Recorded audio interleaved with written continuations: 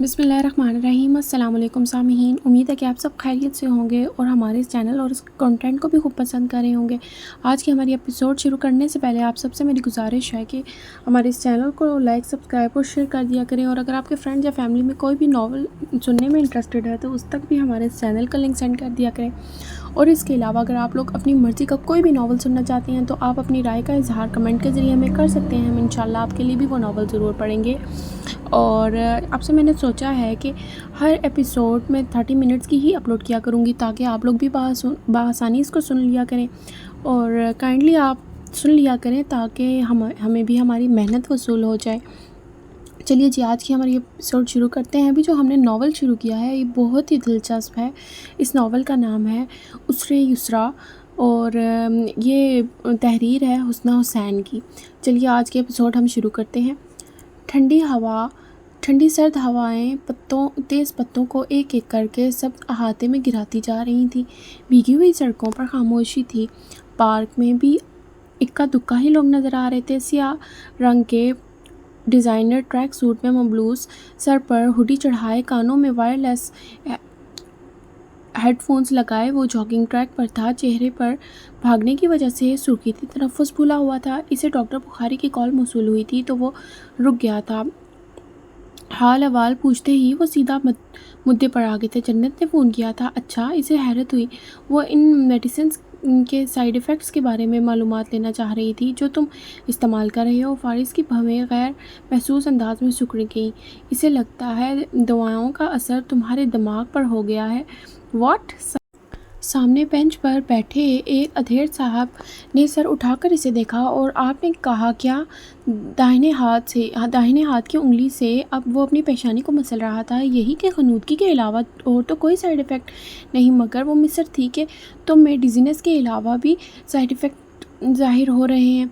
फारिस ने बेख्तियार अपने बालों में हाथ फेरा। बामुश्किल इन्हें अपनी तबीयत के हवाले से हर तरह की तसल्ली देने के बाद वो मज़ीद जॉगिंग का इरादा तर्क करते हुए इसी वक्त घर आ गया। जन्नत इसे लाइब्रेरी में मिली थी, किताबों में उलझी हुई। ये डॉक्टर बुखारी से क्या कहा है तुमने? सांस चढ़ा हुआ था, रगें फूली हुई थी, चेहरे पर सुर्खी, आंखों में गुस्सा।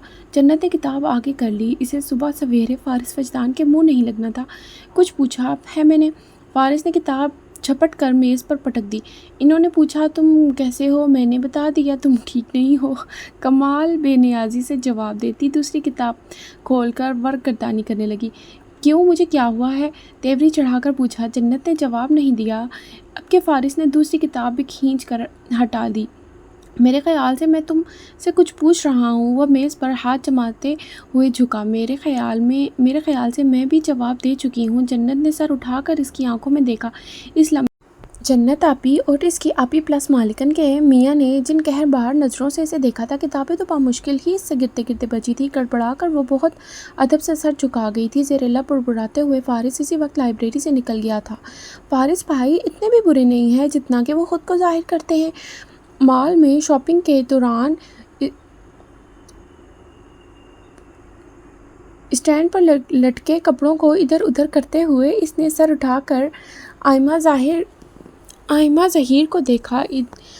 इधर मैंने कहा जन्नत चलो शॉपिंग पर चलते हैं। इधर फारिस भाई ने वॉलेट से क्रेडिट कार्ड निकाल कर तुम्हारे सामने रख दिया। मतलब कहाँ से मिलते हैं ऐसे शोर जो कहे बिना ही बीवी के दिल का हाल जान ले। लेकिन जन्नत ये नहीं बता सकती थी कि इसका हाल दिल क्रेडिट कार्ड के गिर तो हरगिज़ नहीं घूमता। वो तो आइमा के साथ शॉपिंग पर आज आना भी नहीं चाहती थी। सोफ़े के पीछे खड़े होकर इसने मिसेस शराजी को इशारतन कनखियों में समझाने के लिए कि कितने जतन किए थे कि वो किसी तरह से कोई भी बहाना तराश कर इन्हें कह दे कि जन्नत आज नहीं जा सकती। मगर भला हो फारिस वजदान का जिसने ओपन किचन से बाहर निकलते हुए इसे ऐसा करते देख लिया था। हाँ श्योर, तुम ले जाओ इसे, कोई मसला नहीं है। लाउंज में सोफ़े पर बैठते ही इसने क्रेडिट कार्ड सामने टेबल पर रख दिया था। इजाज़त तो वो ऐसे दे रहा था जैसे वो इसके हुक्म की ही मुंतज़िर थी। जन्नत सुलग कर रह गई थी। आइमा ज़हीर के مجبور کرنے پر وہ اس کے ساتھ آ تو گئی تھی، مگر فارس کی اس حرکت پر جو غصہ اسے چڑھا ہوا تھا وہ کسی صورت بھی کم نہیں ہو پا رہا تھا۔ پہلے اس کا رویہ سمجھ سے باہر ہوا تھا اور اب ہر معاملے میں اس کی مداخلت جنت کو پریشان کر رہی تھی۔ ویسے جنت، ایک سوال پوچھوں تم سے؟ وہ کپڑوں کا جائزہ لیتی بس وقت ہی گزار رہی تھی۔ فارس بھائی نے کبھی تم سے محبت کا اعتراف کیا ہے؟ ایک لمحہ سا چکر کاٹ کر جنت ایک شرٹ پسند کیے وہ دبے دبے جوش کے ساتھ پوچھ رہی تھی۔ جنت نے پلکیں جھپکا کر اسے دیکھا۔ محبت کا اعتراف؟ ہاں، کیسے بھلا؟ اس نے سوالیہ آئیبرو اٹھائیں۔ آئمہ نے بھویں اچکا کر اسے دیکھا۔ کیا اس کا سوال اتنا مشکل تھا کہ جنت کی سمجھ میں نہ آئے؟ مطلب جیسے شوہر کہتے ہیں تم میری زندگی ہو، سانس ہو، دل گردہ ہو، فلاں فلاں فلاں، یا پھر سمپل آئی لو یو۔ ایسا کوئی جملہ تو جنت کمال کے تصور میں بھی نہیں آ سکتا تھا۔ محبت اور فارس کو ہوگی وہ بھی جنت کمال سے۔ جنت نے دل ہی دل میں سوچا، دنیا کے 7 ناممکنات میں سے ایک۔ کیا زندگی گزارنے کے لیے یہ اعتراف ضروری ہوتا ہے؟ اس نے پوچھا۔ ہاں، ضروری ہوتا ہے، انفیکٹ ضروری ہونا چاہیے۔ محبت اعمال سے جھلکتی ہو تو اعتراف کی ضرورت نہیں پڑتی، وہ بے ساختہ کہہ گئی۔ ایسی مشکل باتیں آئمہ کے سر پر سے گزرتی تھیں۔ اس نے جنت کو کچھ خفگی سے دیکھا۔ یہ فلسفی باتیں میرے ساتھ مت کیا کرو، یہ کلر کیسا رہے گا آئمہ؟ اس نے موضوع بدلنا چاہا۔ تم مجھے ٹھیک سے کچھ بتا کیوں نہیں رہی ہو؟ آئمہ چڑ گئی۔ وہ ٹھیک سے کچھ بتائے بھی تو کیسے جب کچھ بھی سرے سے ٹھیک ہی نہ ہو تو؟ آخر تم مجھ سے سننا کیا چاہتی ہو؟ اس نے اکتا کر کہا۔ مطلب فارس بھائی کو دیکھ کر لگتا تو نہیں ہے کہ وہ ذرا سے بھی رومانٹک ہوں گے، لیکن میری پیاری آئمہ، کیا ایسا نہیں ہو سکتا کہ ہم کچھ دیر کے لیے فارس نامہ بند کر دیں؟ بات کرتے ہوئے اس کی نظر آئمہ کے عقب میں ایک اجنبی شناسا چہرے پر پڑی تھی۔ سہج سہج کر قدم اٹھاتی ایک اسٹائلش سی لڑکی اس کے پاس آ کر رک گئی تھی۔ ہائے! دل فریب مسکراہٹ کے ساتھ اس نے اپنا داہنا ہاتھ آگے بڑھایا تھا۔ جنت کی نگاہوں کے تعاقب میں آئمہ نے مڑ کر پیچھے دیکھا تھا۔ آنکھوں میں حیرت کا تاثر ابھرا، لبوں کی مسکراہٹ سمٹی، چہرے کا رنگ فاق ہو گیا۔ پہچانا مجھے؟ غالباً ہماری مشال کی منگنی پر ملاقات ہوئی تھی۔ جینز پر سفید فل نیک شرٹ میں مبلوط بالوں کا میسی بن بنائے ہوئے، بغیر کسی میک اپ کے وہ عام سے حلیے میں بھی غضب ڈھا رہی تھی۔ حسین وہ اتنی تھی کہ آس پاس گزرتے لوگ مڑ مڑ کر اسے دیکھتے تھے۔ جی، بہت اچھی طرح سے اس کا رویہ، لہجہ اور تلخ جملے جنت بھولی بھی نہیں تھی۔ تب ہی اس نے ہاتھ نہیں ملایا تھا۔ او ہائے آئمہ، کیسی ہو؟ اپنا ہاتھ نیچے کر کے، اب کہ وہ آئمہ ظہیر سے مخاطب ہو رہی تھی، جو کاٹو تو لہو نہیں کی عملی تصویر بنی کھڑی تھی۔ تم ہی تعارف کرواؤ دو، غالباً یہ تو مجھے جانتی ہی نہیں ہے۔ چلیے جنت۔ آئمہ نے اس کا بازو پکڑا اور اسے اپنے ساتھ لے جانے کے لیے مڑ گئی۔ اس کی انگلیوں کی لرزش جنت کو اپنے بازو پر واضح محسوس ہوئی تھی۔ تم جانتی ہو اس لڑکی کو؟ کون تھی؟ مال سے نکل کر پارکنگ کی طرف جاتے ہوئے اس نے پوچھا تھا۔ ہے کوئی؟ آئمہ کا انداز سرسری تھا، مگر چہرے کے تاثرات کچھ اور ہی حقائق سنا رہے تھے۔ مشال کی منگنی پر یہ تم سے ملی تھی؟ چند لمحوں کے بعد اس نے تفتیشی انداز میں پوچھا تھا۔ ہاں، آئمہ کے چہرے پر ایک سایہ سا لہرا گیا۔ کیا کہہ رہی تھی یہ؟ اس نے سنبھل کر پوچھا۔ کچھ خاص نہیں، اس نے کندھے اچکائے، مگر حقیقت تو یہ تھی کہ اسے مشال کی منگنی پر ہونے والی تلخ ملاقات کسی صورت بھولتی ہی نہیں تھی۔ دوبارہ کبھی تم سے بات کرنے کی کوشش کرے تو مت کرنا، اچھی لڑکی نہیں ہے، مختصر کہہ کر آئمہ نے اپنی طرف کا دروازہ کھول دیا تھا۔ جنت کمال آنکھوں میں نہ سمجھی لیے اسے دیکھتے رہ گئی تھی۔ عدیل احمد نے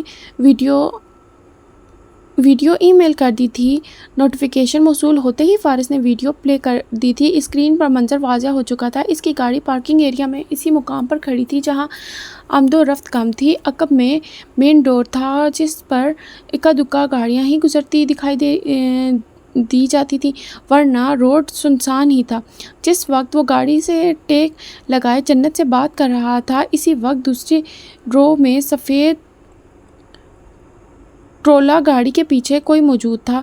جب وہ گاڑی نکال کر وہاں سے جا چکا تو اس سے کچھ ہی دیر بعد موبائل پر فون کرتی جنت کے عقب سے وہ نمودار ہوا تھا۔ پھر اس نے جنت کے قریب آ کر کچھ کہا تھا۔ وہ ایک جھٹکے سے گھومی تھی۔ خوف اور پریشانی کے عالم میں وہ اسی سرعت سے جانے کے لیے مڑی ہی تھی کہ اس کی داہنی کلائی شخص کی گرفت میں آ گئی تھی۔ چوڑیاں چڑمڑا کر ٹوٹی تھیں۔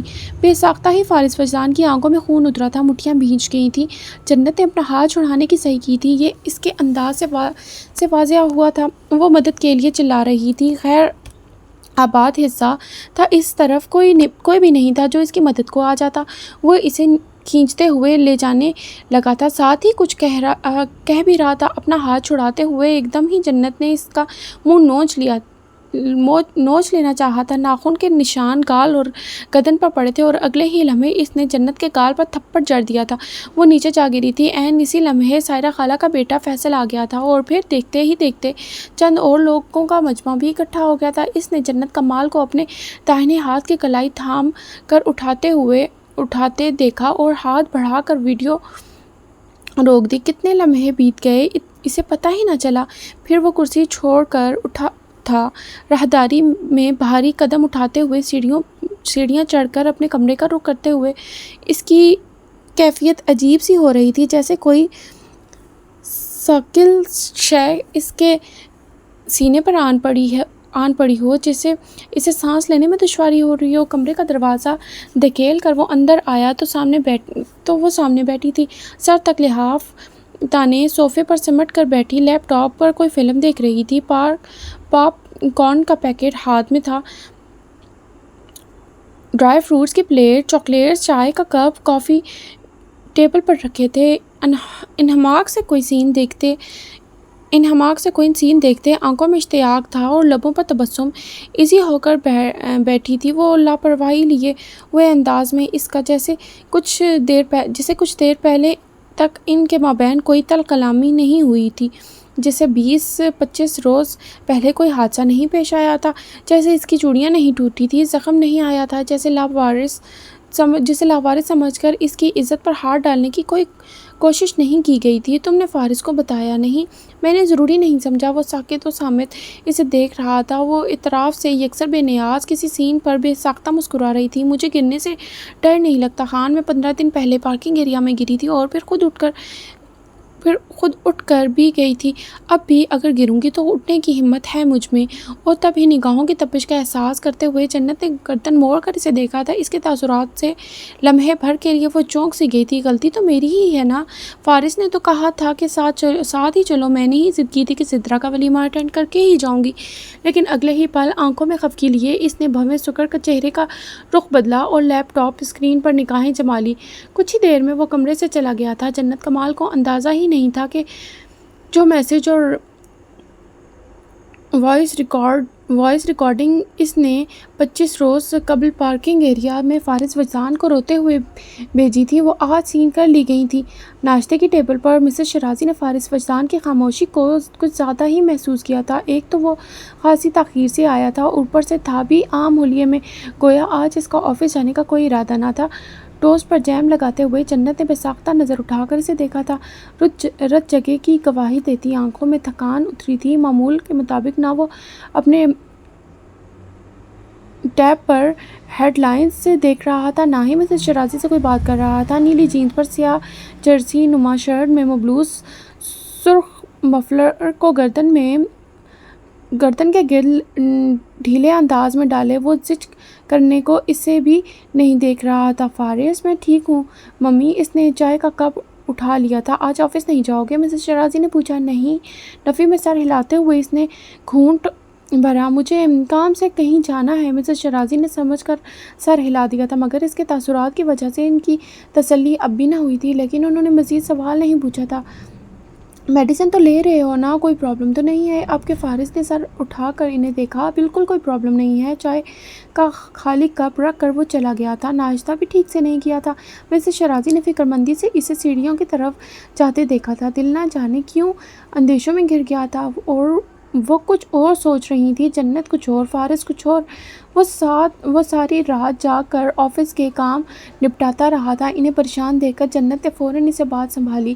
مسز شیرازی نے چونک کر اسے دیکھا تھا، لمحے بھر کے لیے ان کی آنکھوں سے تشویش غائب ہوئی تھی۔ یقیناً وہ کچھ اور سوچ کر پریشان ہو رہی تھی۔ جنت نے ان کے داہنے ہاتھ پر اپنا ہاتھ رکھ کر تسلی دی تھی۔ وہ سمجھ گئی تھی مسز شیرازی کی پریشانی حماد کے بیٹے سے متعلق تھی۔ پس پردہ کوئی نہ کوئی ایسی بات ضرور تھی کہ جو ان ماں بیٹے کے درمیان بے نام سے خاموشی حائل کر دیتی تھی۔ ناشتے کے بعد وہ انہیں معمول کی طرح لان میں لے آئی تھی اور تب ہی اس نے فارغ وجدان کو صدر دروازے سے باہر نکلتے دیکھا تھا۔ وہ سرعت سے قدم اٹھاتا پورچ کی طرف جا رہا تھا، انداز میں عجلت نمایاں تھی۔ ریموٹ سے گاڑی کا لاک کھولتے ہوئے اس نے رک کر سرسری سے انداز میں موبائل اسکرین پر کچھ دیکھا، پھر گاڑی میں سوار ہو گیا۔ جنت سر اٹھا کر مسز شیرازی کی طرف متوجہ ہو گئی تھی، جو اب بھی آنکھوں میں فکر اور الجھن لیے فارغ کو ہی دیکھی جا رہی تھی۔ اس نمبر کو اس رات وہ کافی تاخیر سے گھر آیا تھا۔ جنت جو اس کی آمد سے پہلے تک مسز شیرازی کے نمبر سے مسلسل اس کا نمبر ٹرائی کر رہی تھی، یکدم لاتعلق ہوئی۔ وہ سیدھا ان کے کمرے میں چلا گیا تھا، جو بروقت فون پر رابطہ نہ ہونے کی وجہ سے کافی فکر مند نظر آ رہی تھیں۔ جنت دروازے میں ہی کھڑی تھی جب وہ ان کے پاس بیٹھ کر مدھم آواز میں انہیں بتا رہا تھا کہ اسے ضروری کام کے سلسلے میں دوسرے شہر جانا پڑ گیا تھا۔ آنکھیں اب بھی گلابی تھیں، تھکاوٹ انگ انگ سے عیاں۔ کھانا وہ باہر سے کھا کر ہی آیا تھا، جو آرام کے غصے وہ معذرت چاہتے ہوئے فوراً ہی اٹھ گیا تھا۔ جنت کمرے میں آئی تو وہ کپڑے بدل کر لائٹس آف کیے بیڈ پر نیم دراز تھا، گویا اس وقت اسے مکمل خاموشی اور سکون کی خواہش تھی۔ اپنا موبائل اٹھاتے جنت احتیاط سے دروازہ بند کرتی باہر آ گئی تھی۔ عین اسی لمحے اس کا موبائل بج اٹھا تھا۔ سائرہ خالہ کی کال تھی۔ اس نے کال ریسیو کر لی تھی۔ السلام علیکم خالہ، کیسی ہیں آپ؟ اس کا رخ ٹیرس کی طرف تھا۔ میں بالکل ٹھیک ہوں جنت، تم کیسی ہو؟ سو تو نہیں گئی تھی نا؟ نہیں، ابھی وقت ہی کتنا ہوا ہے۔ سیڑھیاں چڑھتے ہوئے وہ شال اپنے گرد ٹھیک سے اوڑھنے لگی تھی۔ آپ سنائیں، سب خیر ہے نا؟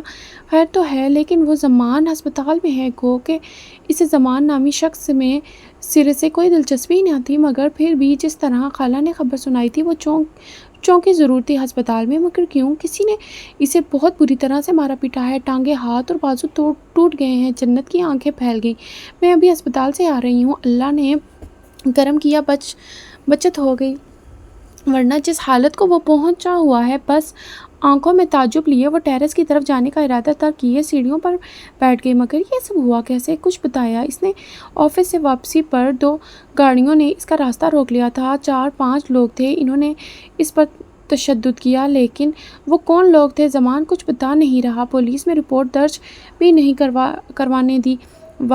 واقعہ افسوسناک تھا، مگر اندر ہی اندر اسے بے انتہا خوشی محسوس ہوئی تھی، اور اسی خوشی کا اظہار وہ چاہ کر بھی سائرہ خالہ کے سامنے نہیں کر سکتی تھی۔ صبح کا اجالا ہر سو پھیل چکا تھا۔ اپنے شاندار بیڈ روم کی دیوار گیر کھڑکیوں پر سے اس نے پردے کھینچ کر ہٹا دیے تھے۔ گلاس ڈور سلائڈ کر کے بالکنی پر جھک کر اس نے وسیع رقبے پر پھیلے سرسبز لان کو دیکھا تھا۔ نگاہیں پھولوں کی کیاریوں اور جگہ جگہ پر بنے فواروں سے ہوتی ہوئی بیرونی دیواروں پر جھکے املتاز کے درختوں پر ٹھہر گئی تھی۔ دھوپ چاروں سو بکھری ہوئی تھی، موسم اچھا ہو رہا تھا۔ کھلی فضا میں گہرا سانس لیتے ہوئے اس نے جھک کر نیچے دیکھا، نظر جنت کمال پر جا ٹھہری۔ وہ مسز شیرازی کے ساتھ لان میں موجود تھی، حشاش پشاش اور ہنستے مسکراتے چہرے کے ساتھ وہ ان کے ساتھ لان چیئرز پر سر اٹھائے بیٹھی تھی۔ مسز شیرازی کے آگے ایزل پر سفید کینوس موجود تھا، سائیڈ ٹیبل پر بے شمار آئل پینٹس ٹیوبز پڑی تھیں، پلیٹ اور ایک برش ان کے ہاتھ میں تھا، اور بقیہ برشز کے ڈھیر سامنے پڑے تھے۔ اس نے پہلے اپنی اماں کو اور پھر ان رنگوں کو دیکھا جو کبھی ان کی زندگی کا اہم حصہ رہے تھے، اور اس کینوس کو دیکھا جس پر وہ پروفیشنل انداز میں رنگ بھرنے لگی تھیں۔ ساتھ ہی وہ جنت کو بھی دیکھتے ہوئے ہنس رہی تھیں، جو ہاتھ ہلا ہلا کر مسلسل بولے جا رہی تھی۔ سامنے بیٹھنے کے انداز سے ہی واضح تھا کہ اسے ہی کینوس پر اتارا جا رہا ہے، اور شاید یہی وجہ تھی کہ وہ بے انتہا خوش لگ رہی تھی۔ کتنی ہی دیر تک وہ ان پر نظر جمائے اپنی جگہ کھڑا رہا تھا۔ آپ کو کتنا وقت لگے گا مجھے پینٹ کرنے میں؟ اور نیچے، بہت نیچے، چہرے پر مسرت کے رنگ لیے جنت نے مسز شیرازی سے پوچھا تھا۔ اس ہاتھ کے ساتھ تو میں کچھ نہیں کر سکتی۔ انہوں نے سرخ اور سفید رنگ کو پلیٹ پر مہارت سے مکس کرتے ہوئے جواب دیا، کیا ایسا نہیں ہو سکتا کہ میں ہر 5 منٹ کے بعد اٹھ کر دیکھ لیا کروں کہ آپ نے کتنا بنا لیا ہے؟ نہیں، ایسا نہیں ہو سکتا، مسز شرازی نے منع کر دیا۔ بےصبری جنت کا وہ وقت بڑی مشکل سے گزرا تھا۔ آدھے گھنٹے کے بعد جب وہ مکمل بنا چکیں تو انہوں نے ہیزل کا رخ اس کی طرف موڑ دیا تھا۔ مسز شرازی نے اسے حیران کر دیا تھا۔ انہوں نے گلاب پینٹ کیا تھا جس کے رنگ کا امزاج ایسا ہی تھا جیسے برف نے آگ پکڑ لی ہو۔ میں چہرے پینٹ نہیں کرتی جنت، لیکن یہاں میں نے تمہیں ہی پینٹ کیا ہے۔ گیلی آنکھوں کے ساتھ وہ کافی دیر تک گلاب کو دیکھتی رہی۔ برف کو پکڑتی آگ یا آگ میں ہی ضم ہوتی برف۔ پھر سر اٹھا کر اس نے مسز شرازی کو دیکھا، یہ میں ہی ہوں، ہے نا؟ جنت ہو، پھولوں جیسی ہی نظر آتی ہو۔ انہوں نے محبت پاش نظروں سے اسے دیکھا تھا۔ میرا نام وردہ یعنی گلاب کا پھول رکھنا چاہتے تھے۔ کچھ یاد کر کے وہ انہیں بتانے لگی تھی، کیونکہ میری پیدائش سے چند روز پہلے انہوں نے خواب دیکھا تھا کہ ایک سرسبز باغ میں جس میں بے شمار پھول ہیں اور 2 پرندے ہیں جس میں سے ایک ان کی جھولی میں آ گرتا ہے، اور اس نے رک کر کچھ سوچا۔ نانا کا ایک دوست تھا جس نے انہیں جنت نام بتایا تھا، اور تب نانا کو لگا تھا کہ جنت میں جیسے ہر طرح کے پھول سما جاتے ہیں، انہیں یہ نام میرے لیے بہت اچھا لگا تھا۔ انہوں نے میرا نام جنت رکھ دیا تھا۔ مسز شرازی مسکراتے ہوئے اسے خاموشی سے تکتی رہیں۔ اب آپ اور کیا پینٹ کریں گی؟ اس نے پوچھا۔ شاید اسے۔ انہوں نے جنت کے عقب میں آنکھوں سے اشارہ کیا۔ اس نے مڑ کر پیچھے دیکھا۔ فارس وجدان فون سے بات کرتے ہوئے پورچ کی طرف جا رہا تھا۔ وہ سیدھی ہو بیٹھی۔ فارس کو ذہن میں رکھ کر مسز شرازی کیا پینٹ کریں گی؟ وہ سوچ میں پڑ گئی تھی۔ آگ، شعلے، آندھی طوفان، برفیلے پہاڑ۔ ہاں، وہ جنت کے لیے ایسا ہی تھا۔ اس کی شخصیت کو ایسے ہی کسی منظر میں سمویا جا سکتا تھا۔ چلیں اب آپ کچھ ریسٹ کر لیں۔ اس نے میز سے کتاب اٹھا لی تھی اور پھر وہیں سے پڑھنا شروع کیا تھا جہاں سے اس نے چھوڑا تھا۔ وہ آتش دان کے سامنے ایزی صوفے پر ٹانگیں سینے سے لگائے بیٹھی تھی۔ شال سے کچھ نظر آ رہا تھا تو اس کی آنکھیں شہد جیسی گہری پرکشش آنکھیں جن کی پلکوں پر نمی ٹھہری ہوئی تھی۔ گلاس ٹیبل پر ڈائری، کتاب، قلم اور شیٹس بھی رکھی ہوئی تھی۔ موبائل بھی پاس رکھا ہوا تھا۔ مسز شرازی کا دیا ہوا ٹاسک جیسے مکمل ہونے کو تھا۔ وہ بہت قریب تھی جواب سے، تقریباً پا ہی چکی تھی۔ لکھ کر نوٹس بھی بنا لیے تھے۔ اپنی سوچ اور سمجھ کے مطابق زندگی کے بہت معاملات کو بھی اس آیت کی نگاہ سے دیکھ کر جان چکی تھی، لیکن پھر بھی یسریٰ وہیں تھا۔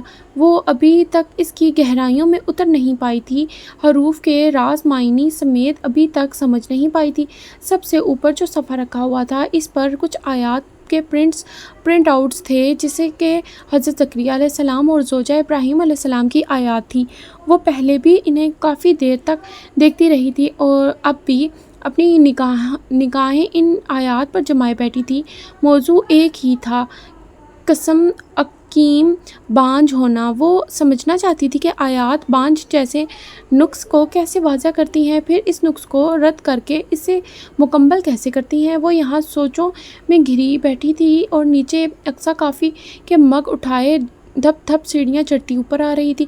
کہاں جا رہی ہو؟ فارس وجدان نے اسے راہداری میں ہی روک دیا تھا۔ وہ کام نپٹا کر اسٹڈی روم سے ابھی باہر آیا تھا۔ وہ جنت آپی نے کہا کہ وہ بور ہو رہی ہیں تو تم نے سوچا کہ کچھ کرتب دکھا دیتی ہوں تاکہ وہ انٹرٹین ہو سکیں۔ اقصیٰ نے گڑبڑا کر اسے دیکھا، پھر اسی سریعت سے سر ہلا کر جھکا گئی۔ یہ فارس صاحب بینا، اب میں کوئی کرتب دکھانے والی لگتی ہوں؟ حالانکہ اس کے ابا کہتے تھے کہ ان کے صاحب بڑے سلجھے ہوئے ہیں، سوبر اور ڈیسنٹ ہے۔ ذرا سا سر اٹھایا۔ میں جاؤں صاحب؟ کافی ٹھنڈی ہو رہی ہے۔ ادھر لاؤ جی۔ وہ ہونک پن سے دیکھ کر رہ گئی۔ فارس نے ہاتھ بڑھا کر مگ لے لیے۔ اب جاؤ۔ گھونٹ بھرتے ہوئے سیڑھیوں کی طرف اشارہ کیا۔ اقصیٰ دیکھ کر رہ گئی۔ یہ جنت آپی کو دینی تھی۔ اس کا اشارہ دوسرے مگ کی طرف تھا۔ فارس نے وہ بھی لے لیا۔ چاروں نے چار اقصیٰ کو فوراً مڑ کر جانا پڑا۔ وہ سٹنگ روم میں داخل ہوا تو جنت نے کچھ حیران ہو کر اسے دیکھا تھا۔ کافی مگ اس کے سامنے ٹیبل پر رکھ کر وہ سامنے سنگل صوفے پر براجمان ہو گیا تھا۔ یوں ہی بیٹھے بیٹھے میز پر بکھرے کاغذات پر سرسری سی نگاہ دوڑانا چاہیے، مگر جنت نے کسی چیل کی طرح اپنی ساری چیزیں جھپٹ کر اٹھا لیں۔ آنکھوں میں خبردار کا نوٹس لہرانے لگا۔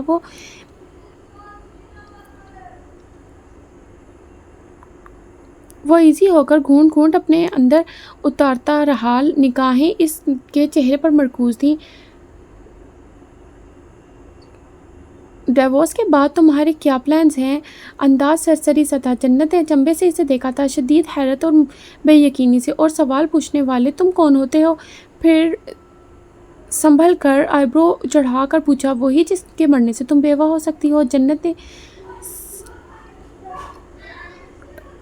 نے سٹ پٹا کر اسے دیکھا، پھر زیر لب بڑبڑا کر رہ گئی۔ اب اس بات کو یہ کبھی بھولے گا بھی یا نہیں؟ اس نے جھلا کر مگ ٹیبل پر رکھ دیا۔ وہ صوفے کی پشت سے کمر ٹکائے ٹانگ پہ ٹانگ رکھے شاہانہ انداز میں بیٹھا ہوا تھا۔